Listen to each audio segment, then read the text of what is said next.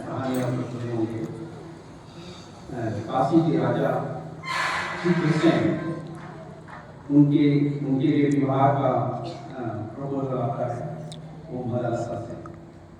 और मदरसा बहुत ही आध्यात्मिक रूप से बहुत ही पहुंची हुई शादी करती है। उन्होंने शर्त रख दिया कि अगर मुझसे विवाह करना चाहते हैं तो मेरा शर्त है कि बच्चों की शिक्षा दीक्षा मेरे जिम्मे में होगी और उसके लिए आप इंटरफेयर नहीं करेंगे, और जिस दिन आप इंटरफेयर करेंगे मैं आपको छोड़ के चले जाऊंगा।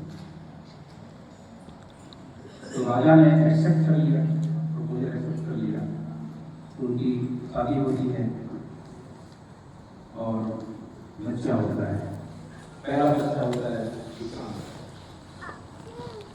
तो आप लोग सुने भी होंगे कि जो बच्चों को लोरी सुनाई जाती है, सबसे सर्वश्रेष्ठ लोरी यही मदरसा की लोरी को मानी जाती है। इतनी मूल्य, आध्यात्मिक और सामाजिक मूल्य का शिक्षा दी जाती है। शुद्ध होती बुद्धोसी निर्जनोसी संसार माया परिवर्तित होती। और क्या है संसार स्वप्नम त्यज मोहनीत्रम मदरसारूपम उवाच उत्तम। तो मदरसा बोलती है कि तुम शुद्ध हो, तुम बुद्ध हो, तुम निर्मल हो, तुम शरीर नहीं हो, तुम मन भी नहीं हो, तुम इंद्रिय नहीं हो। तुम्हारा जन्म ही उस परम तत्व की ओर जानने के लिए हुआ है, तो उसी रास्ते पर आगे। तो ये सुना करके लोरी इतनी आध्यात्मिक वातावरण उनके मन में पैदा करती हैं कि जब बच्चा 10-12 साल का होता है तो छोड़ चला जाता है साधना के लिए, सन्यासी बन जाता है। दूसरा बच्चा होता है उसी तरह से सुनाती है। तीसरा बच्चा होता है और राजा सुनते हैं कि वही सुना रही है, तो मेरा क्या होगा, इस राज्य का क्या होगा, मेरा वारिस कौन होगा। तो चिंतित हो जाते हैं और फिर बोलते हैं कि नहीं, तुम ये नहीं कर सकती हो। तो जब राजा ने इंटरफेयर किया तो मदरसा ने कहा कि मैं और आपके साथ नहीं कर सकती, हमारा यही बात हुआ, आपने प्रॉमिस किया और आप प्रॉमिस तोड़ रहे हैं, तो मैं आपके साथ में नहीं रह सकती हूँ, मैं चलती हूँ।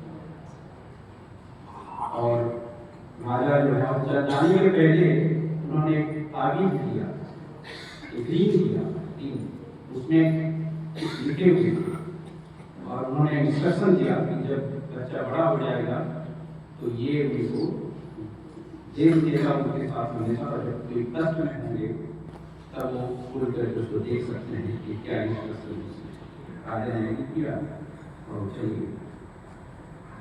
तो राजा वो पिलासी जैसे राजा थे, बच्चा भी के संपर्क में वैसे ही बचा गया और ऐसे बनते बनते वो इतना क्रूर हो गया, जब वो शासन करने लगा तो जनता परेशान हो गई, त्राहिमाम हो गया, त्राहिमाम नचने लगा कि कैसा राजा आया है। तो जो विक्रांत को पता लगता है जो शासन कर रहे थे इन जंगलों में, गाँव में, जब उन तक पहुँचता है तब वो सोचते हैं कि क्या न्याय हो रहा है, मैं ऐसा नहीं होने दूंगा। जानता हूँ कि मेरा ये मुझे राज करने की कोई इच्छा नहीं है, कोई लेना नहीं है, लेकिन इस राज्य में ऐसी दुर्दशा नहीं होनी चाहिए। तो उन्होंने पास के राज्य को जो कौशल राज्य आता है, वहाँ पर वहाँ के राजा को मिलने गए और उन्होंने बोला कि आप उनको लेसन सिखाइए और उन पर आक्रमण करते।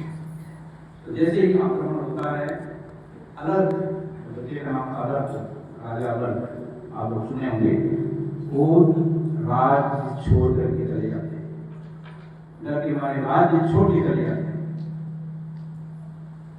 तब उन राजा को वहां पर शासन करना पड़ता है। और जब विक्रांत भी चले जाते हैं, विक्रांत अब कोई इरादा ही नहीं था कि हम आकर के राज्य करेंगे, तो राजा भी परेशान होते हैं कि कहाँ चले गए, ये भी चले गए, वो भी चले गए, मिल नहीं रहे हैं। बहुत दिनों के बाद में अंगूठी पे क्या होता है, अलग ने उस अंगूठी को तोड़ के देखा उसमें क्या लिखा है।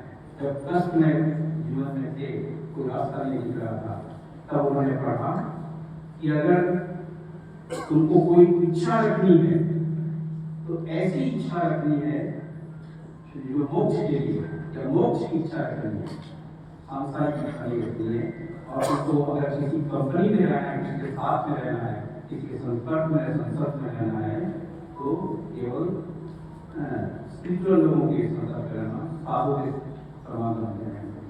उनको देखे वो इच्छा तो मांग नहीं सकते हैं कि बोले ये साधु समागम में तो रख सकता हूँ, जाकर के वहाँ पर शिक्षा दे सकता हूँ।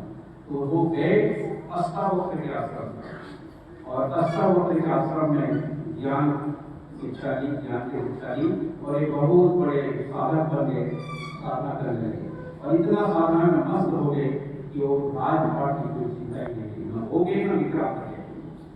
तो एक दिन क्या होता है कि दोनों के मन में ये होता है क्या स्थिति है, और जाके पूछा जाएगा, कौशल के राजा को पूछा जाए कि क्या स्थिति है। जब वो गए तो उन्होंने पूछा, तो भी चिंतित थे कि मैं इस राज्य को वापस लेना चाहता हूँ। वो ऑलरेडी तैयार थे, लेकिन उन्होंने बोला कि नहीं, हम राज्य नहीं लेंगे, आप ही राज करते रहेंगे। दोनों ने कहा, उन्होंने जो पा लिया है उसके सामने राज्य क्या है, तो उन्होंने दोनों ने मना कर दिया। और फिर वो आश्चर्यचकित हो गए कि ये क्या हो गया, राज्य के लिए तो सब पढ़ते हैं, इतना बड़ा शक्ति और पावर मिल रहा है, और क्या पा गया है, वही आध्यात्मिक चेतना है, उतना वो लोग पा गए थे उनके सामने तुच्छ। तो बाबा इस कहानी को बोलते हुए पूछते हैं कि इन तीनों में कौन सर्वश्रेष्ठ था, इसका त्याग सर्वश्रेष्ठ था। कोई कहते हैं अलग, कोई कहते हैं विक्रांत, कोई बोलते हैं राजा, जिन्होंने विक्रांत की कहने पर आक्रमण किया वहाँ की दुर्दशा को ठीक करने के लिए, फिर भी वो राज्य को वापस लौटाना चाहते। तब बाबा अपने से उत्तर देते हैं, नहीं, अलग अलग राजा अलग इतनी गिरे हुए इंसान थे जो अपने राज्य को तबाह कर दिए थे, लोगों ने शांति भंग करके रखी थी, अत्याचार अन्याय का बोलबाला था। ऐसे व्यक्ति में भी बदलाव आ सकता है और एक अलग जैसे रिलाइज कर सकते हैं। तो ये जो उनका कैरेक्टर है, यही समाज को प्रेरणा देती है कि हम भी ऐसे बन सकते हैं, हम भी आगे ऐसे बढ़ सकते हैं। तो ये मादालासा का आध्यात्मिक शिक्षा और अलग का और इसका त्याग, ये बहुत ही अनुकरणीय है, शिक्षाप्रद है। इसीलिए आध्यात्मिक चेतना जगाने के लिए हमको धर्म साधना करती रहनी होगी, और समाज को सही दिशा में ले जाने की जरूरत पड़ने पर हम लोग को आगे आकर के समाज को ठीक करना होगा। यही हम लोग को बाबा ने सिखाया है। और जैसे कि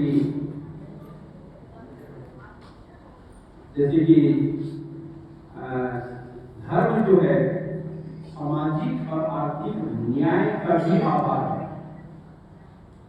बाबा ने कहा धर्म जो है सामाजिक और आर्थिक आधार, न्याय का आधार है। कैसे?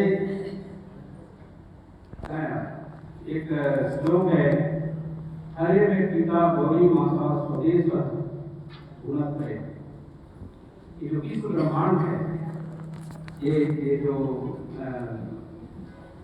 हरे परमात्मा है, विश्व ब्रह्मांड के रचयिता हमारे पिता है, और ये परमा प्रकृति हमारी माता है, और ये विश्व ब्रह्मांड है हमारा ओम है, हमारा वास्तव है।